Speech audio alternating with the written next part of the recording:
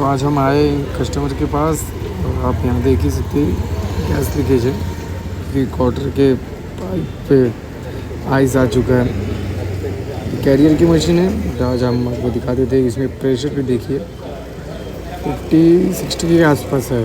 तो मैं अपने बंदे को बोला एक बार चेक कर लो आप कि कहीं से लीक तो नहीं है। उसने चेक तो किया, बोल रहे नहीं दिख रहा।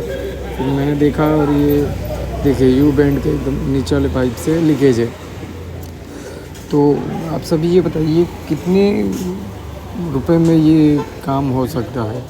मैंने तो कस्टमर को 4,000 रुपये बोल दिया हूँ रिपेयर करके, गैस भी इसके साथ। आप सब बता